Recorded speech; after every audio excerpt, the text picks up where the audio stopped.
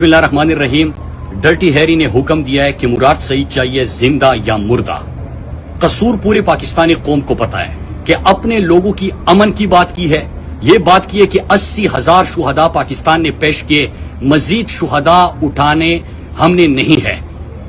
ہم نے یہ کہا ہے کہ آواز اٹھانا جنازے اٹھانے سے بہتر ہے۔ ہم نے یہ کہا ہے کہ ہم نے خوشحالی، ترقی اور امن دیکھا ہے، ہم کسی کو بھی اجازت نہیں دیتے کہ ہمارے لوگوں کو ایک دفعہ پھر سے ایندھن بنائے جائے، اور یہ جرائم کی تفصیل بڑی خطرناک ہے۔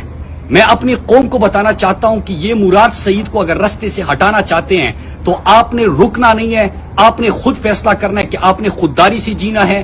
آپ نے حقیقی آزادی حاصل کرنا ہے، آپ نے اپنے لوگوں کو اور اپنے پاکستان کو کسی کی لڑائیوں میں اور کسی کے لیے ایندھن نہیں بنانا۔ اور میں ان کو پیغام دینا چاہتا ہوں جو یہ حکم دیتے ہیں کہ چاہیے زندہ یا مردہ، تو ان کو میں یہ بتانا چاہتا ہوں کہ یہ پاکستانی قوم ہے، یہ ہر گیم سمجھ چکے ہیں، ان کو پتا ہے کہ کس چیز کے پیچھے کون لوگ ہیں، اور یہ رکنے والی نہیں ہے، یہ حقیقی آزادی حاصل کر کے رہیں گے، یہ پاکستان کو غلامی سے نجات دلائیں گے، یہ پاکستان کو پرائی جنگوں میں نہیں شامل کریں گے، یہ مزید جنازے نہیں اٹھائیں گے، یہ امن، خوشحالی اور ترقی سے جئیں گے۔ یہ پاکستان ہے، یہ نیا پاکستان ہے۔